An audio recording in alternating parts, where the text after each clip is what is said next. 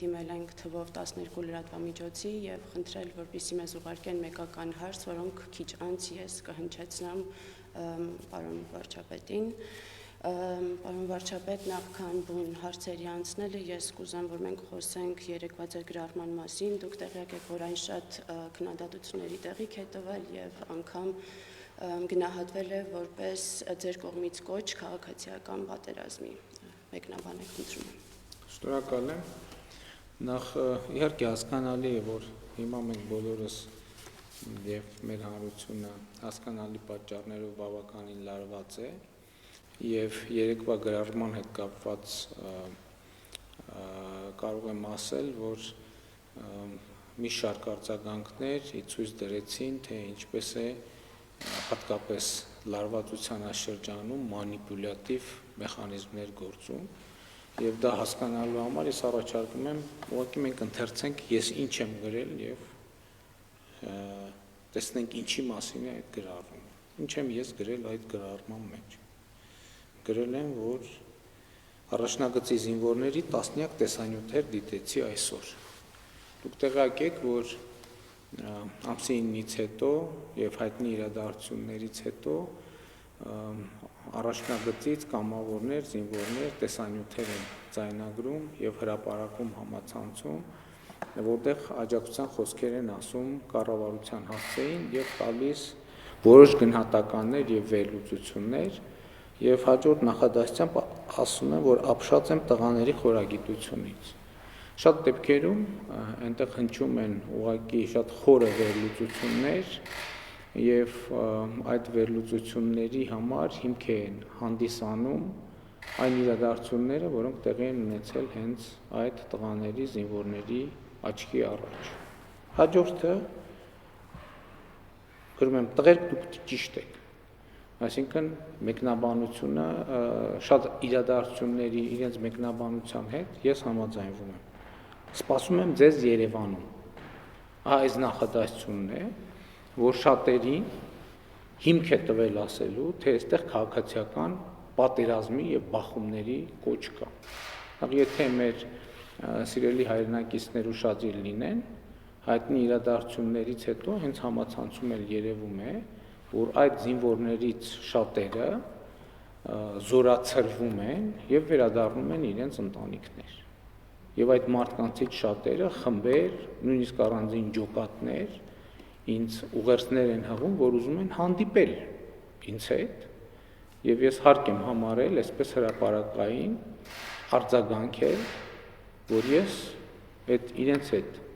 հանդիպումը իհարկե կկազմակերպեմ եւ իրենց հետ կքննարկենք հարցեր։ Հաջորդ նախադասությունը վերջնականորեն լուծելու պատերի տակ վնգստացողների հարցերը։ Իհարկե այստեղ բավականին կոշտ ձևակերպում է, բայց հաշվի առնելով, որ նաեւ երեք իմացանք, որ այս արտահայտությունը նաեւ պաշտոնական մարմիններ են օգտագործում իրենց հայտարարություններում, այս ձևակերպումը օգտագործել եմ եւ սա ինչ է նշանակում ընդհանրապես։ Սա նշանակում է, որ առաջնագծի զինվորների հետ վերադարձից հետո եւ նրանց հետ խոսակցության ընթացքում վերջնականորեն կմարեն բոլոր այն խոսակցությունները, թե որոնք շատ ակտիվ շրջանառության մեջ են դրվում, որոնք այն մասին են, թե ինչ որ Հայաստանի ռազմաքաղաքական ղեկավարությունը ինչ որ դավադրությունների մեջ է ներքաշված եղել եւ այլն եւ այսպես շարունակ։ Ով, եթե ոչ առաջնագծում գտնված զինվորը գիտի այդ հարցի պատասխանը։ Եվ ինձ համար շատ կարևոր է նաև շփվել այդ տղաների հետ, լսել նրանց գնահատականները եւ իդեպ ասեմ, որ առաջնագծից, քանի որ խոսքը բախման մասին է, ոչ մեկ Հայաստանի Հանրապետություն եւ Երևան չի վերադառնում զինված, որովհետեւ դրված են հատուկ անցագրային կետեր, որտեղ գտնվող իրավապահների ներկայացուցիչները, ռազմական ոստիկանություն, ոստիկանություն ՀԱՑ-ը այդ խմբերին ուղեկցում են զորամասեր, այնտեղ նրանք իրենց զենքերը սահմանված կարգով հանձնում են, եւ ես երեք այս թեմայով հերթական զրույցն եմ ունեցել ռազմական ոստիկանության պետի հետ, որպեսզի որևէ մեկը զինված մենք բացառենք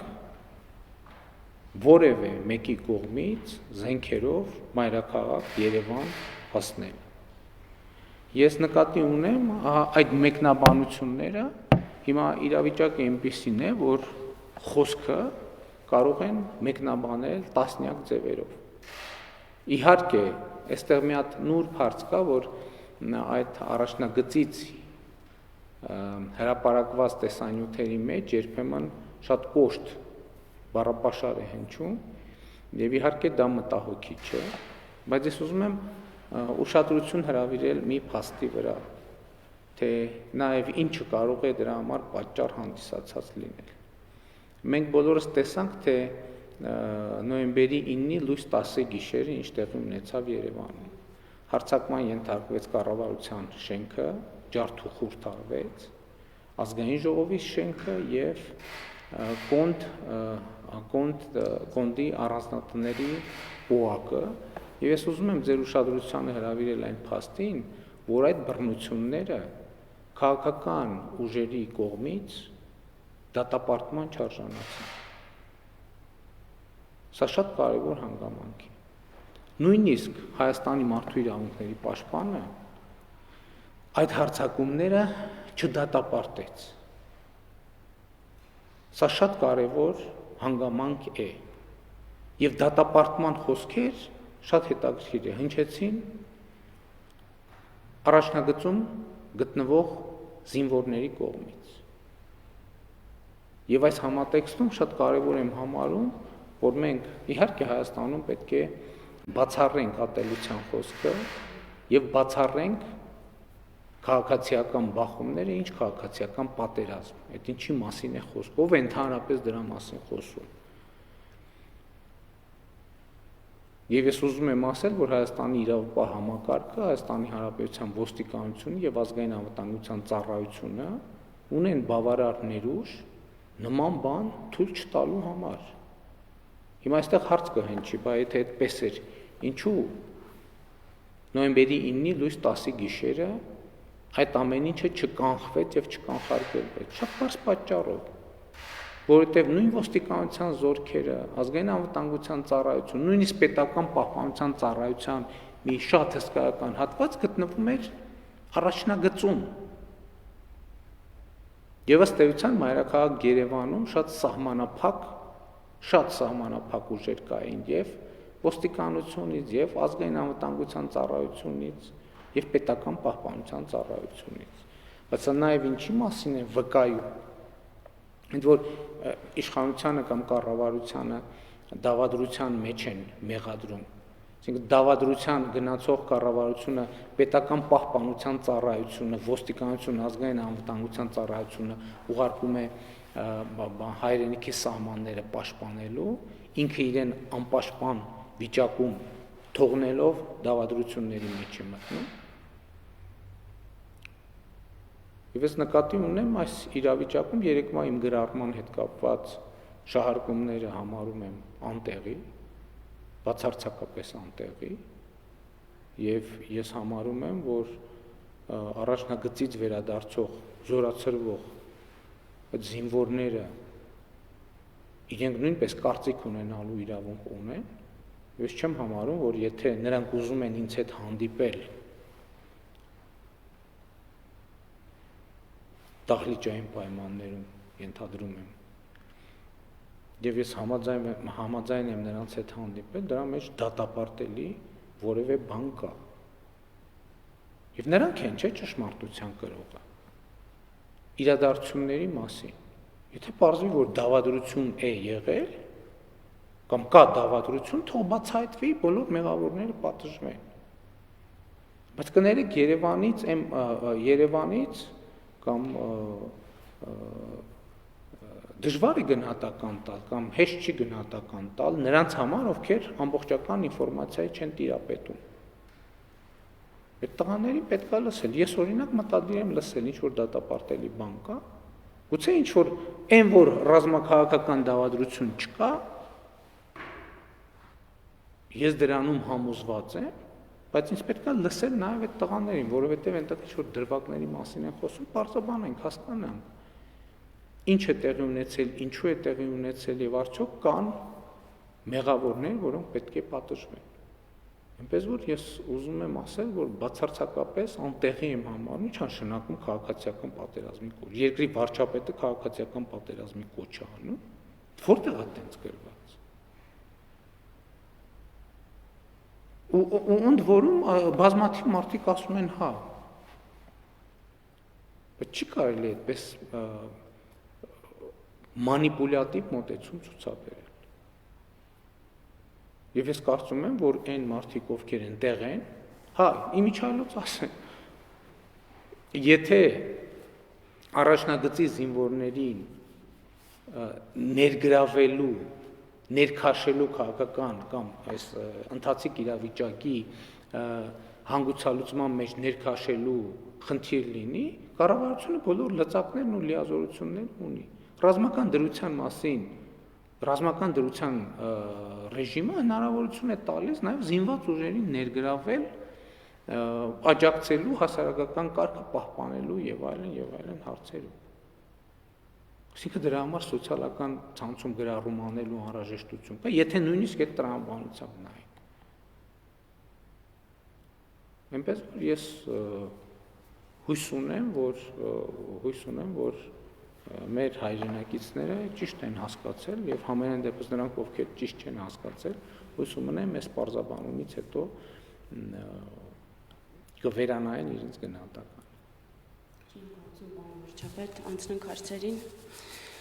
Առաջին հարցը Առավոտ օրաթերթից Լուիզա Սուքեսյանը հարցնում է. Հայտնի է, որ պատերազմը քաղաքականության շարունակություն է։ Ընդունում եք պատասխանատվությունը, որ պատերազմը ձեր վարած քաղաքականության հետևանք է նաև։ Եվ եթե ոչ, ով է այն պաշտոնյան, որ պատասխանատու է տարածքային կորուստների, հազարավոր զոհերի ու գաղթականների համար։ Գիտեք, որևէ կասկած չկա ինձ համար եւ տարընթերցում չկա, որ ես եմ այն թիվ 1 պաշտոնյան, ով պատասխանատու է տեղի ունեցածի համար, տեղի ունեցածի համատեքստում կրում է պատասխանատվություն, հա, այստեղ տարընթերցում չկա։ Եվ ես հասկանում եմ նաեւ, ինձ հաշիվ եմ տալիս,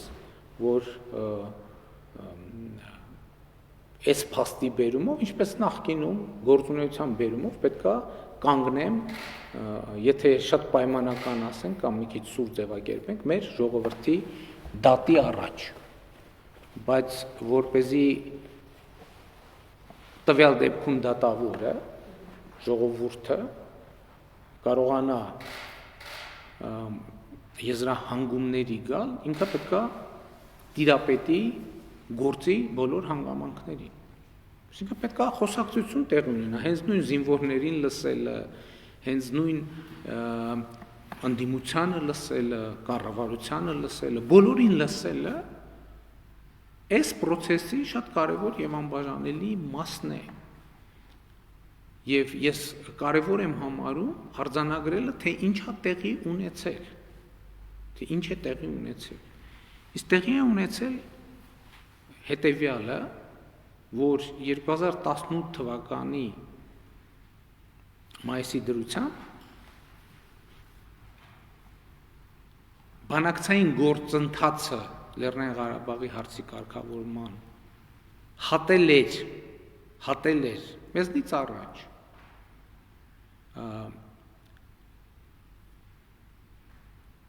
չվերադառնալիության կետը, երբ որ ըստ էության հարցը մտել էր տարածքներ ոչնչի դիմաց տրամաբանության փուլ։ Հիմա եթե դուք ուշադիր նայեք լրատվական դաշտը, կտեսնեք օրինակ, որ շատ հանրապետականներ այսօր ցույց են դնում 2018 թվականի իրենց գրառումները, կանխատեսումները եւ այլն, ասելով, որտեղ արձանագրվում է, որ Լեռնային Ղարաբաղի շուրջ բարդություններ են լինելու, որ ընդհանուր հողեր են հանձնվելու, էս են արվելու, այն է արվելու։ Այստեղ կա 3 տարբերակ։ Կամ այդ մարդիկ մարգարե են, կամ մեր կառավարությունը եւ անձամբ ես իրոք դավադիր եմ, որ հատուկ չարամիտ դավադրությամբ եկել հասել եմ իշխանության, որ Արցախի համար խնդիրներ ստեղծեմ, եւ կա երրորդ տարբերակը։ Այդ մարդիկ պարզապես այդ ժամանակ իմացել են, թե որ կետի վրա է մնացել Ղարաբաղի հարցի բանակցային գործընթացը, ուր է հասել,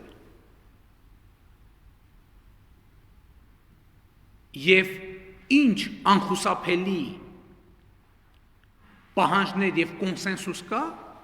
դրված Հայաստանի Հանրապետության առաջ։ Հիմա իմ վարած քաղաքականությունը այդ համատեքստում։ Իմ վարած քաղաքականությունը եղել է հետեւյալը՝ փորձել չհամաձայնվել այդ ամեն ինչի հետ, փորձել փոխել տրամաբանություն։ Եվ ըստ էության հիմա կարող ենք ասել, որ ցավոք այո, մեզ դա չի հաջողվել։ Մեզ դա չի հաջողվել, որովհետև ըստ էության մենք կանգնած ենք, նաև պատերազմից առաջ կանգնած ենք եղել մի իրավիճակի առաջ, երբ որ եղել է ըստ էության միջազգային կոնսենսուս, որ տարածքները պետք է հանձնվեն Ադրբեջանին առանց ըստ էության որևէ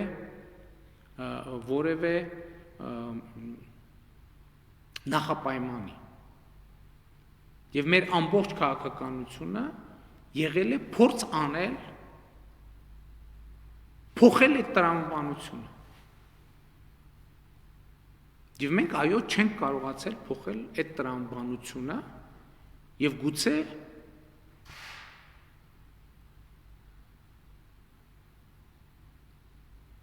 այդ տրամաբանությունը փոխելու հնարավորությունները ճիշտ չեն գնահատել։ Բայց մյուս կողմից, եթե ճիշտ չեն գնահատել, մենք ինչ պետք է անենք, պետք է համակերպվենք դրա հետ։ Ես օրինակ չէի կարող դրա հետ համակերպվել եւ փորձել եմ ամեն ինչ անել Հայաստանի դիմադրողականությունը այդ հարցի վերաբերյալ բարձրացնելու համար։ Փորձել եմ ամեն ինչ անել, որպեսզի 2 տարվա ընթացքում մեր զինված ուժերի մարտունակությունը եւ զինվածության մակարդակը էականորեն բարձրանա եւ մեծանա։ Բայց եթե այդ հարցի համատեքստում նայենք, մեզ մեղադրում են հակադարձ բաների մեջ։ Օրինակ, մեզ մեղադրում են, ասում են, որ դուք ըստ էության ստորագրեցիք թուղթ, որ հանձնվեն որոշակի տարածքներ, բայց մյուս կողմից մեզ մեղադրում են, որ մենք ավելի վաղ չենք ստորագրել թուղթ եւ թղթեր, որպեսզի այդ տարածքները հանձնվեն։ Այսինքն մեզ համ մեղադրում են հանձնելու մեջ, համ մեղադրում են չհանձնելու մեջ։ Ավելի շուտ, որովհետև շատ պարզ տրամաբանական պատճառով։ Ես արդեն ասացի, որ մեր բանակը, մեր զինված ուժերը կռվել են, դիմադրել են այնքան ժամանակ, մինչև այդ դիմադրությունը ունեցել է կոնկրետ նպատակ, իմաստ ռազմավարական եւ մարտավարական։ Եվ մեզ մյուս կողմից էլի մեղադրում են հակադարձ բաների մեջ։ Մեզ մեղադրում են, որ պատերազմի ընթացքում զոհեր են եղել,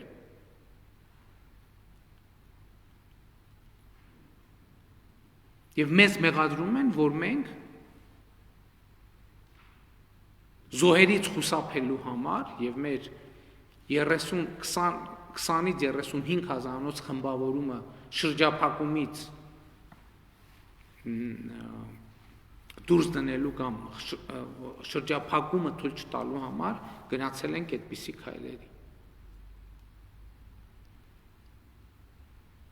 Եվ այս ամեն ինչի պատասխանատվությունը իհարկե իմն է, առաջին հերթին իմն է,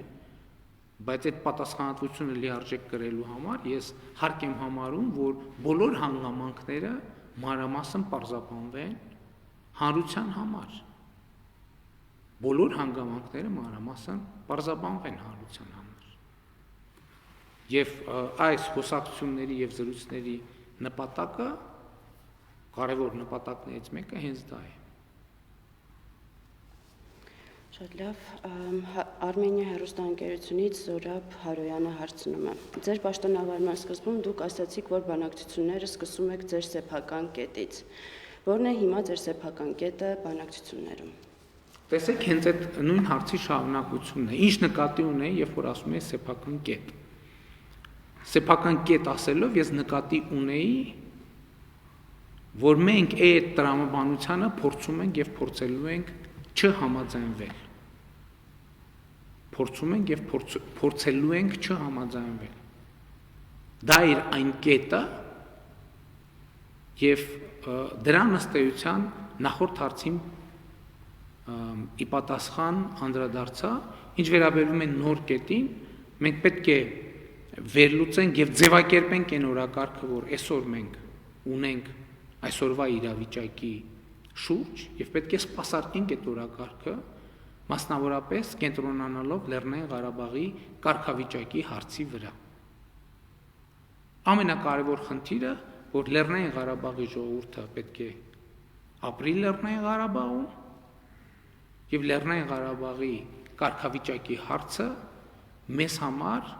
նոր սրությամբ եւ նոր կարեւորությամբ պետք է դրվի բանակցային գործընթացի հիմքում։ Ինչպես նաեւ հումանիտար հարցերը, ինչպես նաեւ կոմունիկացիոն հարցերը, ինչպես նաեւ տրանսպորտային հարցերը եւ այլն եւ այդպես շարունակ։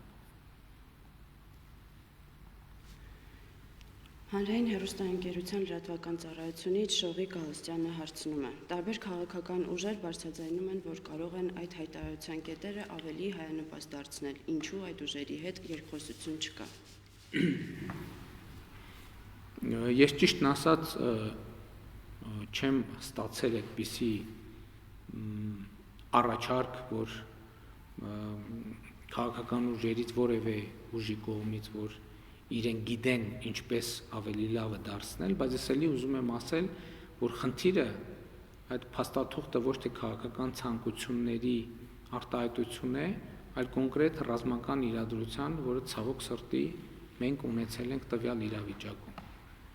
Ըստ էության հետադարձորեն փոխել փաստաթղթի կետերը նշանակում է փոխել ռազմական իրադրությունը, ինչը կարծում եմ համենայն դեպս այսօր իրատեսական խնդիր չէ նման ձևակերպում անելու համար։ Ինչ վերաբերում է հետագա բանակցային գործընթացին, այդ փաստաթղթում կան բազմաթիվ դրույթներ, որոնք դեռ մեկնաբանությունների կարիք եւ տեղիք ունեն, եւ իհարկե այդ մեկնաբանությունների ընթացքում նաեւ բոլոր գաղափարները, բոլոր առաջարկները իմի կբերվեն եւ լավագույն առաջարկները նաեւ կփորձենք կյանքի կոչել։ Շանթ հեռուստաընկերությունից Արամ Աբրահամյանը հարցնում է. Պարոն վարչապետ, եթե ազգային ժողովի պատգամավորները, ընդ որում ոչ միայն ձեր խմբակցության նախարարները, կառավարության անդամները, ՀՀ նախագահը տեղյակ չէին հայտնի հայտարարության բուն քննարկումից եւ ձեր ընդունած որոշումից, արդյոք դա չի նշանակում, որ այդ ինստիտուտները պարզապես չեն գործում եւ ճգնաժամի մեջ են։ Եվ արդյոք չեք կարծում, որ օր առաջ անհրաժեշտ է արտահերթությունների միջոցով ձևավորել նշված ինստիտուտների գործունակ իրավահաջորդներին։ Նախ ես ուզում եմ ասել, որ այս ընթացքում, պատերազմի ընթացքում գոնե երկու անվտանգության խորհրդի նիստ ենք ունեցել, որին մասնակցություն է ունեցել Հանրապետության նախագահը, նիստերից մեկին Վեհափառ Հայրապետը, նաև խորհրդարանական խմբակցությունների ներկայացուցիչները, նաև քաղաքական ուժերի ներկայացուցիչների հետ հանդիպումներ ենք ունեցել եւ քննարկումներ են տեղի ունեցել, որ ընդհանուր առմամբ միտումների մասին նրանք տեղյակ են եղել։ Այո, կոնկրետության հետ կապված շատ նրբություններ են եղել, որոնք հնարավոր չի համարվել քննարկել, որովհետև ինչպես արդեն ասացի, եկել է մի իրավիճակ, երբ որ պետք էր որոշում կայացնել ժամերի ընթացքում, շատ սահմանափակ ժամանակում, եւ այդ որոշումները կայացվել են այդ սահմանափակ ժամանակաշրջանում, խորհրդակցելով ըստ էության զինված ուժերի գլխավոր շտաբի եւ Արցախի քաղաքական ղեկավարության հետ, որովհետեւ կոնկրետ իրադարձություններ էին զարգանում եւ այդ իրադարձություններին պետք էր շատ կոնկրետ արձագանքել։ Ինչ վերաբերվում է ինստիտուտների գոյությանը եւ գործունեությանը, այդ ինստիտուտները իհարկե գործում են եւ կգործեն եւ հիմա է շատ կարեւոր եմ համարում, որ մենք Հայաստանում, Հայաստանի Հանրապետությունում կայունությունը եւ հանրային անվտանգությունը լիովին երաշխավորենք եւ մենք այսօր պետք է կենտրոնանանք այդ խնդրի վրա եւ խորհրդարանը եւ հանրապետության նախագահը եւ մնացած բոլոր ինստիտուտները այսօր պետք է ոչ թե չգործեն, այլ պետք է գործեն եւ մեր բոլորի գործունեությունը պետք է կոնկրետ ուղղված լինի անվտանգությունը եւ կայունությունը ապահովելու։ Եվ թույլ տվեք ասել, որ իմ կարծիքով եւ համոզմամբ այդ ինստիտուտները գործունակ են եւ ունեն գործելու մանդատ եւ լիազորություն։ Հանրային ռադիոյից Հասմիկ Դիլանյանը հարցնում է. Ինչ աշխատանքներ են տարվում անհետ կորածներին հայտնաբերելու ուղղությամբ եւ հայտնի է արդյոք թե քանի անհետ կորած ունենք այսօր։ Հայտնի է թե երբ է սկսվելու գերիների փոխանակումը։ Այո, հայտնի է թիվը։ Ես հիմա կոնկրետ թիվ չհրապարակեմ, բայց մենք ունենք թիվ, ցավոք սրտի մի քանի 100 մեր զինվորների մասին է խոսքը, անհետ կորածների, եւ մենք հույս ունենք, որ բոլորի դեպքում չէ, որ մենք նույն եզրակացությանը կհանգենք, մենք հույս ունենք, որ կգտնենք մի մասին ողջ, եթե ողջ առողջ, ապա գոնե ողջ, օրինակ երեք ես իմացա, որ վիրավոր զինվոր է հայտնաբերվել, ով նախկինում համարվում էր անհետ կորած, ինչ վերաբերվում է գերիների փոխանակությանը, դա տեղի կունենա մարմինների փոխանակումից հետո, եւ իդեպ շատ է քննարկվում եւ շատ կարեւոր հարց է, նաեւ առաջարկներ կային, որ սքո օր հայտարարվի։ Ես ուզում եմ ասել, որ կարծում եմ, որ ճիշտ կլինի, որ այդ որոշումը կայացվի, երբ որ մենք մարմինների հայտնաբերման գործընթացը հասցնենք ավարտին եւ հնարավորություն ունենանք հարգանքի տուրքը մատուցել նաեւ պետական մակարդակով կայացված որոշումների շրջանակում, նաեւ կարեւոր եմ համարում, որ մենք այս ընթացքում երաշխավորենք զոհված զինծառայողների ընտանիքների համար նախատեսված սոցիալական երաշխիքները, նաեւ առաջին հաշմանդամություն ստացած զինծառայողների համար նախատեսված սոցիալական երաշխիքները եւ կառավարությունը միջոցներ ձեռնարկում է եւ մենք ունենք վստահություն, որ այդ ամեն ինչը կարվի պատշաճ մակարդակով։ Իհարկե շատ կարեւոր եմ համարում նաեւ շփումը զոհվածների ընտանիքների անդամների հետ։ Մենք իհարկե անպայման պետք է այդ շփումը կառավարության եւ զոհվածների ընտանիքների միջև լինի եւ լինի շարունակական։ Շատ կարեւոր եմ համարում շփումը նաեւ ես խոսեցի զինվորների հետ շփման մասին, առաջին հարցի համատեքստում շատ կարեւոր եմ համարում նաեւ հաշմանդամություն ստացած մեր զինվորների հետ շփումը, որովհետեւ նրանց հետագա կյանքի կազմակերպումը կարևորագույն խնդիրներից մեկն է եւ կառավարությունը այստեղ պետք է շատ ակտիվ դերակատարություն ունենա եւ մենք պետք է զինվորը պետք է տեսնի, որ պետությունը կանգնած է հայրենիքը կանգնած է իր կողքին եւ իրենից կախված ամեն ինչ անում է, որպեսզի պարզ է առողջական խնդիրների լուծումը դա նույնիսկ քննարկման թեմա էլ չի, այդտեղ քննարկելու բան չկա։ Նաեւ այն ինչ որ օրենսդրությամբ նախատեսված է սոցիալական որոշակի երաշխիքներ, այդտեղ էլ քննարկելու ոչ մի բան չկա, բայց շատ կարեւոր է նաեւ որպեսզի կառավարությունը աջակցի հաշմանդամություն ստացած մեր զինծառայողներին, ովքեր մասնագիտական վերապատրաստման խնդիր ունեն իրենց հետագա կյանքի կազմակերպման առումով, եւ սա մեր գործունեության կարևորագույն ուղղություններից մեկը պետք է դառնա։ Ազատություն ռադիոկայանից Արտակ Համբարձումյանը հարցնում է. Շուշիի անկումը շատ հարցեր է առաջացրել հանրության ու փորձագետների մոտ։ Կան կարծիքներ, որ Շուշին որպես բերդաքաղաք անառիկ է եւ պայքարի դեպքում այն չէր կարող ընկնել։ Կարող եք մանրամասնել ինչու եւ ինչպես է ընկել Շուշին։ Դուք ձեր վերջին հարցազրույցում նշել եք, որ պատերազմը դադարեցնելու համար պահանջում էին հանձնել Շուշին, նաև մինչև քաղաքի ընկնելը։ Որ կողմն է նման պահանջ ներկայացել եւ կարող եք մանրամասնել, թե պատերազմի սկզբից ռազմական գործողությունների դադարեցման համար ինչ առաջարկներ ու տարբերակներ են ձեզ առաջարկվել ռուսական ու ադրբեջանական կողմերից։ Նախ ես էլի ուզում եմ ասել, որ այդ քննարկումներից կարևորագույն քննարկումներից մեկը եւ ապատեղեկատվություններից մեկը կապված է Շուշիի հետ, որովհետեւ շատ են ասում, որ Շուշին ուղղակի հանձնվել է։ Այսօր ես Արցախի նախագահի գրառումը կարդացի, որտեղ ցավոք սրտի ինքը ասում էր, որ այդ աշխատանքների արդյունքում Շուշիում 100-ից ավել մեր զինվորների մարմիններ են հայտնաբերվել։ Բայց թե Շուշին հանձնվել է այդ զինվորները ում հրամանով են կռվել կամ ինչի համար են կռվել։ Ես ավելին ասեմ, ձեզ կային հայտարարություններ, որ քաղաքական հարթակներից հնչում էր, որ կան կոնկրետ տվյալներ, անուններ, որոնք պատրաստ են վկայել, որ Շուշի հետ կապված դավադիր որոշում է կայացվել, եւ ես ուզում եմ տեղեկացնել, որ իրավապահ մարմինները հրավիրել են այդ հայտարարության հեղինակին, եւ ես տեղյակ եմ, որ հրավիրել են եւ փորձել են նրանից ստանալ կոնկրետ տեղեկություններ, թե ովքեր են դավադիրները, ինչ դավադրության մասին է խոսքը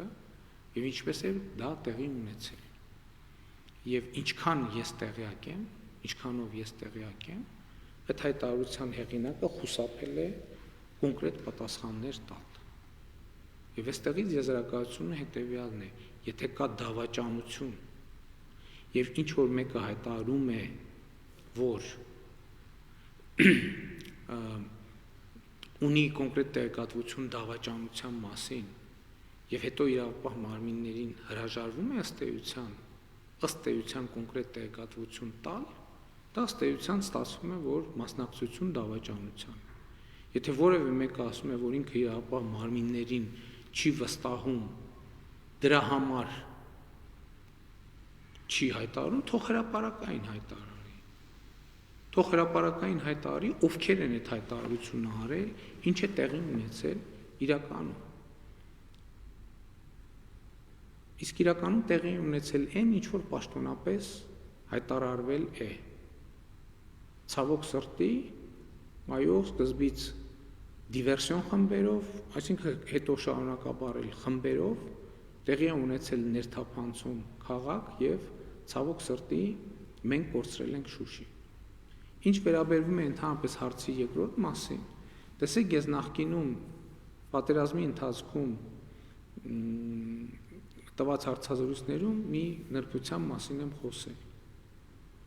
որ ամեն անգամ, երբ որ ընդ որում այդ օրինակը բերել եմ 2011 թվականի բանակցային գործընթացից, երբ որ մի որևէ փոխզիջումային տարբերակ ընդունելի է եղել, ընդունելի է դարձել Հայաստանի հայկական կողմերի համար, այդ տարբերակը նույն պահին անընդունելի է դարձել Ադրբեջանի համար։ Եվ ես էլի եմ ասում, նաև պատերազմի ընթացքում գրառում եմ արել, որ շատ կարևոր է հասկանալ, թե Օրինակ կարող ենք մենք խուսափել պատերազմից։ Այո, կարող ենք, եթե համաձայնվեինք Ադրբեջանին վերադարձնել 7 հանձնել 7 շրջանները ներառյալ Շուշի։ Այո, կարող ենք։ Բայց արդյոք դա էր այն քաղաքականությունը, որ մենք ուզում էինք վարել, ոչ, դա չէր այդ քաղաքականությունը։ Եվ Հայաստանի Արցախի պաշտպանության բանակը, Հայաստանի կառավարությունը եւ մեր զինված ուժերը որոշեցին ընդունել այդ մարտահրավերը, որը նետված էր Հայաստանին։ Ցավոք, այդ մարտահրավերի ընդունումը չբերեց այն արդյունքներին, որը մենք բոլորս կցանկանայինք։ Բայց նաև այն պատճառով, որ պարտության անխուսափելիության այդ խոսույթը առաջին օրվանից ներկա է եղել առաջնագծում, Եվ այսօր շատ քաղաքական գործիչներ, ովքեր պատերազմի առաջին օրից կոչ էին անում, որ հանձնել պատերազմը կանգնեցնելու գնով հանձնել տարածքներ, այսօր այդ նույն բանի համար Հայաստանի կառավարությանը մեղադրում են դավաճանության մեջ։ Հիմա շուտ եւ ուշի տարբերությունը։ Ես ուզում եմ, որ այս նրբությունն էլ մեր հայրենակիցները ճիշտ ընկալեն։ Շուտի եւ ուշի տարբերությունը ըստ էության բովանդակային չկա, որովհետեւ այդ հարցի մեջ էր։ Այո, Շուշիի հանձնման պայմանը առաջադրվել է, եթե ոչ ի սկզբանե, համենայն դեպս սկզբնական շրջանում։ Եվ ինչու է կառավարությունը, եւ ինչու ենք մենք Արցախի իշխանությունները պաշտպանության բանակը գնացել այս ճանապարհով, քանի դեռ կար հնարավորություն պաշտպանել, թեկուզ տեսական հնարավորություն պաշտպանել այդ ամեն ինչը, պաշտպանության բանակը, Հայաստանի գլխավոր զինված ուժերի գլխավոր շտաբը որոշել է կռիվ տալ միջև վերջ, եւ նրանք կռիվ են տվել հերոսաբար միջև վերջին վայրկյանը։ Ես ուզում եմ, որ մենք բոլորս սա արձանագրենք։ Բայց ցավոք սրտի մենք չենք կարողացել այդ խնդիրը լուծել։ Մենք ենք դրա պատասխանատուն, այո, մենք ենք դրա պատասխանատուն։ Որովհետև վերջին 2.5 տարվա ընթացքում չենք կարողացել լրացնել շատ դեպքերում չենք կարողացել լրացնել, ասենք տասնյակ տարիներով չարվածը։ Այո, դրա համար մենք իհարկե պատասխանատու ենք։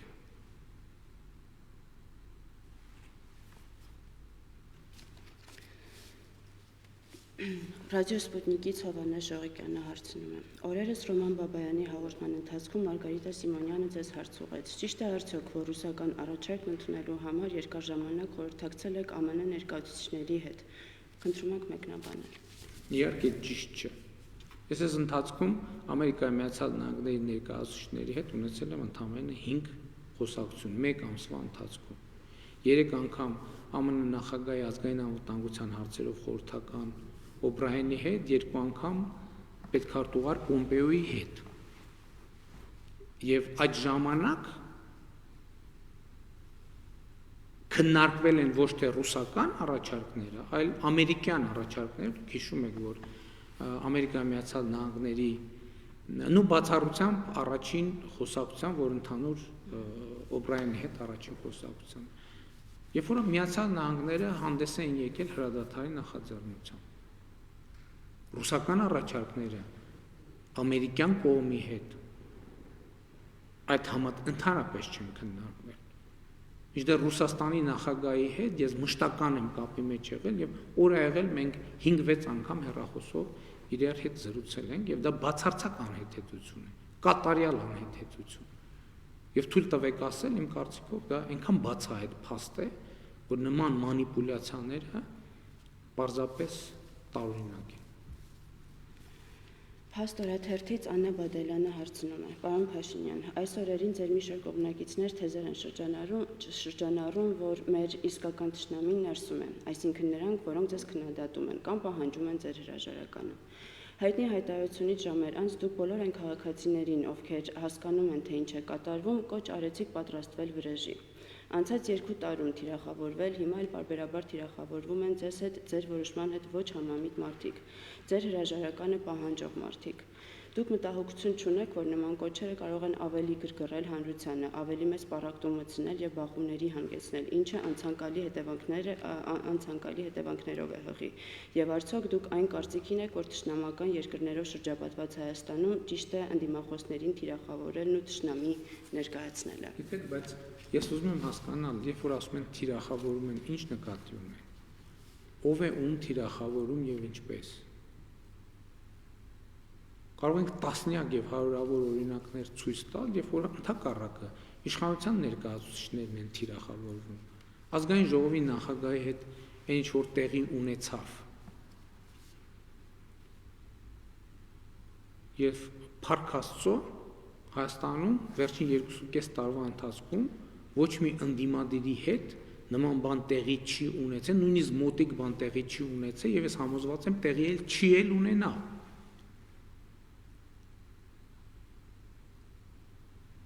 Եվ եթե մոնիտորինգ անեք, նույն սոցիալական ցանցերում, հələ այդ հարցը ով ավելի շատ թիրախավորվել վերջին 2.5 տարվա ընթացքում,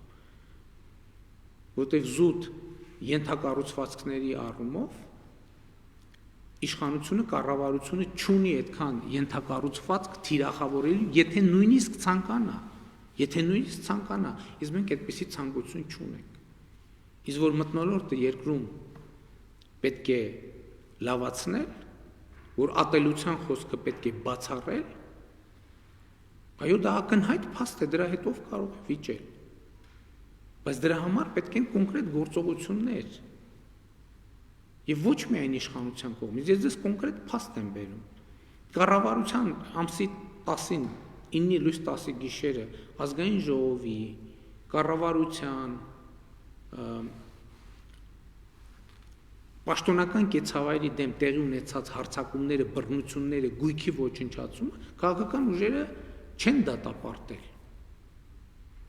Համենայն դեպս քաղաքական ուժերի մեծամասնությունը չի դատապարտել, ինչու՞։ Սա տարօրինակ փաստ չի։ Միթե այն պատճառով, որ իրենք են կազմակերպել դա։ Միթե դա կարող է պատճառ լինել եւ հետեւաբար ինչպես կարող են նրանք, ովքեր չեն դատապարտում այդ ամեն ինչը, կառավարությանը մեղադրել ատելության խոսք քարոզելու մեջ։ Իսկ որտեղ են ատելության խոսք քարոզվում, ով է քարոզում այդ ատելության խոսքը։ Իմ երեկվա գրառումն է ատելության խոսքի արտահայտություն, այդտեղ մի նախադասություն կա, որը այո, գուցե այդ արտահայտության հեղինակը ես եմ, բայց մենք տեսանք, որ նույնիսկ բարձրագույն դատական խորհրդի նախագահ իր հայտարարության մեջ այդ արտահայտությունը օգտագործում է։ Ով է ատելության խոսք քարոզում։ Պատկերացնում եք բռնություններ ու ոչ մի հնարավոր 1-2 քաղաքական ուժ այդ հարձակումները դատապարտած լինեն, բայց ընդհանուր առմամբ չի դատապարտվել։ Պետք է դատապարտվի, որ այդ process-ը կանգնի։ Եվ հետեւաբար ընդդիմությունը պետք է պատասխանի մի հարցի, այդ գործիքակազմը, որը ինքը չի դատապարտել, շարունակում է մնալ կամ իր համար ընդունելի գործիքակազմը, դա չէ։ Թող իրենք պատասխանեն այդ հարցից, որովհետև այդ հարցի պատասխանից շատ մեծ բան է կախված, չափազանց մեծ բան։ Ես կարող եմ ասել, որ կառավարության գործիքակազմի մեջ ինչքան էլ փորձարվի բառերը այլ կերպ մեկնաբանել, նման մտադրություն չկա եւ չի կարող լինել, որովհետեւ կառավարությունն է իրավակարգի թիվ 1 պատասխանատուն իր իրավապահ մարմիններով։ Բայց ընդդիմությունը թող հստակ ասի, օրինակ բռնությունը իր ծրագրերի մեջ մտնում է, թե չի մտնում։ Այստեղ է հարցի պատասխանը, եթե պարզվի, որ ընդդիմությունը բացառում է բռնության կիրառումը, ուրեմն մենք դրանով հարցը լուծված կհամարենք, որևէ այդ դիսկուրսը ընդհանրապես դուրս կգա, կմնա սոցիալական ցանցերում լուծել փոխադարձ շփման կուլտուրայի հարցը, եւ այդ հարցը կարելի է լուծել օրենսդրությամբ, բայց կարելի է լուծել ուղղակի նաեւ քաղաքական այդպիսի կոնտեքստ ձևավորելով եւ պայմանավորվածությամբ, որ այնուամենայնիվ միմյանց նկատմամբ հարգանքը եւ հարգալից խոսքը սկզբունքային նշանակություն ունի բոլորի համար եւ մերժվելու է ատելության խոսքը կամ դրա հետ սահմանակցող որևէ բան։ Այնպես որ ես հարցում բարձրացված մտահոգությունը լրիվ կիսում եմ եւ առաջարկում եմ ճանապարհ այդ հարցը հենց հիմա լուծելու։ Առաջինը ընդդիմությունը հայտարարում է, որ ես հայտարարում եմ, որ այն ինչ այս գիշեր փորձեցին վերագրել մեզ բացառված է, որ մեր գործողություններում լինի այդպիսի գործիքակազմ։ Եթե այդպիսի մտադրություն լինել, որևէ ձևով կարտահայտվեր։ Ես հստակ ասում եմ, բացառված է, որ մեր մտադրություններում եւ գործողություններում լինեն այդպիսի քայլեր։ Թող ընդդիմությունը ինքն էլ հայտարարի, ինքը բռնությունը բացառում է, թե չի բացառում։ Ինքը զենքի կիրառումը բացառում է, թե չի բացառում։ Եթե բացառում է, ուրեմն մենք ունենք անհրաժեշտ նախապայմանները նաև երկխոսելու, նաև քննարկելու եւ համատեղ ուժերով իրադրությունը հաղթահարելու համար։ Armenpress գործակալությունից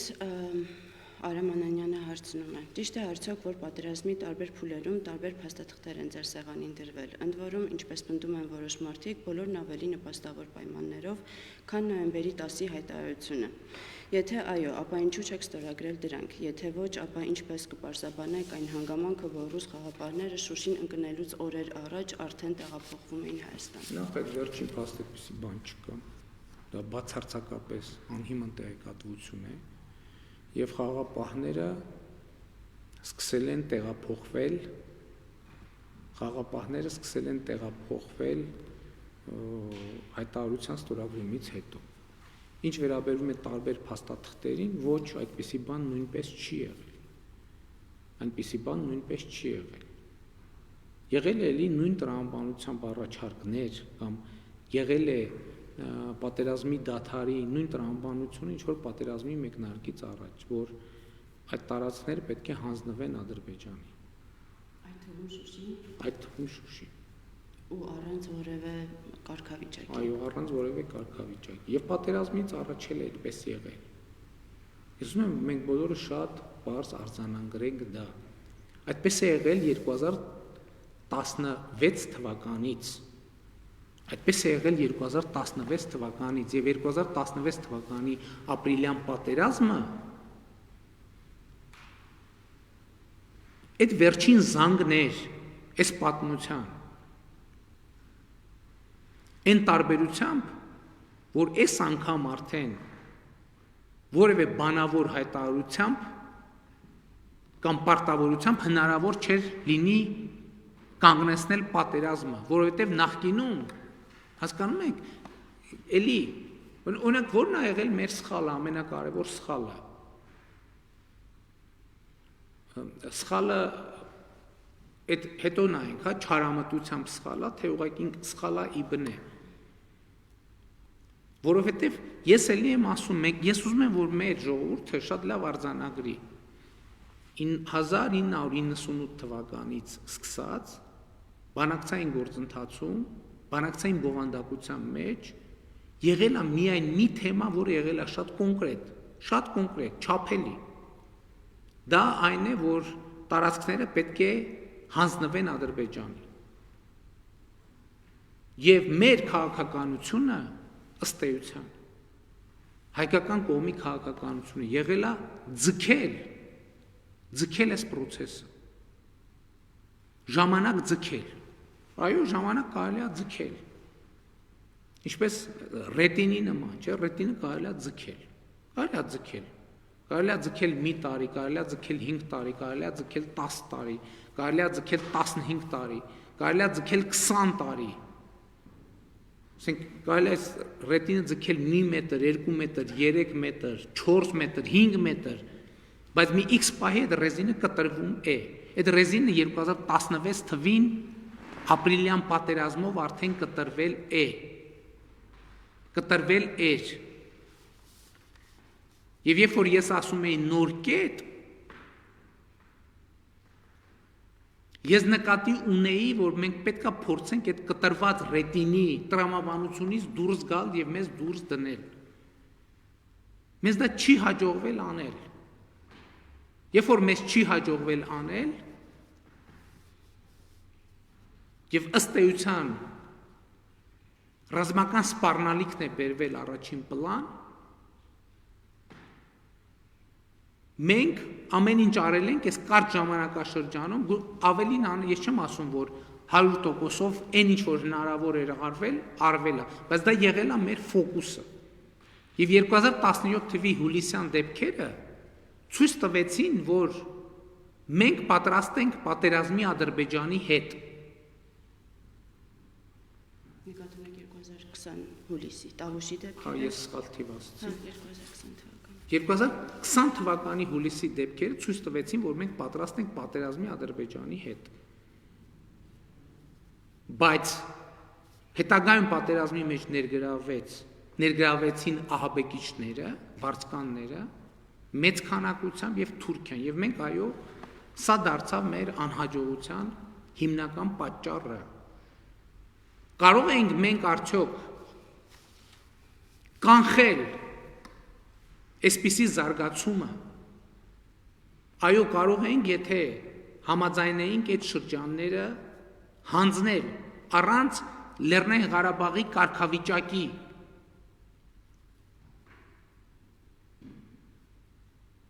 և մենք որոշեցինք, որ մենք փորձենք պայքարել և այդ պայքարի ընթացքում ստանալ ավելի բարենպաստ պայմաններ։ Եվ այդ պայքարի ընթացքում շատ ուժեր, ովքեր այսօր մեզ մեղադրում են դավաճանության մեջ, մեզ ասում էին, որ գիտեք ինչ պետք է հանձնել։ Մենք ասում ենք ոչ, չենք հանձնի այնքան ժամանակ, քանի դեռ մենք տեսնում ենք կա թեկուզ 1% տեսական, գործնական հնարավորություն, որ մենք կարող ենք, պաշտպանության բանակը կարող է կռվել և կռվով ինչ-որ մի հարց լուծել։ Այն ժամանակ, երբ որ մենք արձանագրել ենք, որ չկա այլևս նման հնարավորություն, մենք գնացել ենք մյուս ճանապարհով։ Փրկելու համար Լեռնային Ղարաբաղի, ընդ որում մենք դրանով ոչինչ չենք կորցրել գործնականում, որովհետև եթե միևնույնն է մենք դա չանեինք, ռազմական գնահատականների համաձայն մենք կկորցնեինք և 20-ից 35 հազար զինվոր կհայտնվեր շրջափակման մեջ։ Հիմա նաև էդ են ասում, այս ինչ թվերի տարբերությունը։ Ինչու մենք կոնկրետ մի թիվ չենք ասում, որտեղ դա կախված է բազմաթիվ հանգամանքներից, մենք ոչ չենք կարող կանխատեսել, եթե այս հակառակորդ այս ուղղությամբ հարձակվեր, այսպես գնար, այսպես զարգանար իրադարձությունները, մենք ասում ենք, որտեղ այդ գիծը մենք չենք նստելու գծեինք կամ որ մենք ասենք այս սենց, մենք հիմա մեր 30,000 զինվորի շրջապատման մեջ ենք դնում։ Եվ այս հանգամանքն է պատճառը, որ այն զինվորները, ովքեր եղել են այնտեղ, ընդ որում ասում եմ նրանք, այդ զինվորները իրենք չէին կարող ազդել իրադարձությունների վրա, որովհետև իրենց առաջնագիծը պահել են ճշգրիտ հնարավոր ամենալավ տարբերակով։ Եվ այս է պատճառը, որ այդ զինվորները արձագանքում են, ինչ են արձագանքում, որովհետև նրանք չեն հասկանում այդ պահանջը իրենց զոհաբերել առանց նպատակի։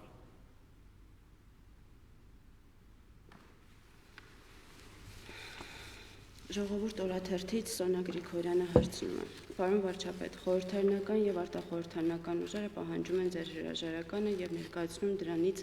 հետո իրենց անելիքները։ Դուք ձեր օրակարգում հրաժարականի հարց ունեք, եթե այո, ում եք պատկերացնում, որը կարող է ձեզ փոխարինել ՀՀ վարչապետի պաշտոնում, քանի որ արդեն ԱԱԾ-ն բացահայտել է խումբ, որը ըստ պաշտոնական տվյալների պատրաստվում էր մահափորձ իրականացնել ձեր նկատմամբ, սա նշանակում է, որ ձեր հրաժարականի պահանջը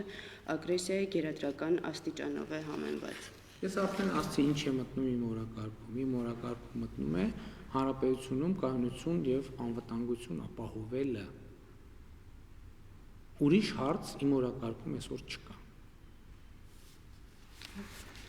Առաջին երեմ լրատվականից Արտակ Եղիազարյանը հարցնում է. Պարոն վարչապետ, կարծում եք, որ հանրային վստահությունը ձեր նկատմամբ բավարար է, որպեսզի դուք մասնակցեք Արցախի կարգավիճակի վերաբերյալ բանակցություններին Ադրբեջանի հետ։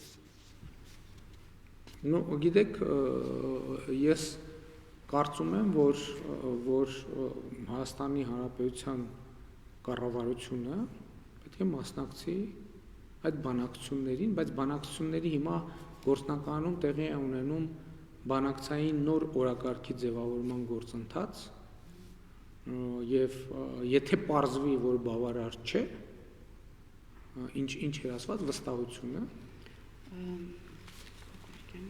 հանրային վստահություն ունեք ձեր նկատմամբ բավարար։ Եթե պարզվի, որ բավարար չէ, մենք չենք կարող մասնակցել այդ բանակցություններին, եթե կմասնակցենք, ուրեմն բավարար է։ Ամեկ+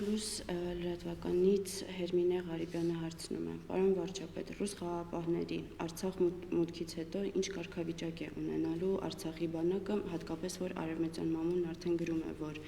Հայաստանն ամբողջովին կորցրեց Արցախը, մի մասը հանձնելով Ադրբեջանին, իսկ մյուսը Ռուսաստանին։ Սա իդեպ վերջին հարցն է։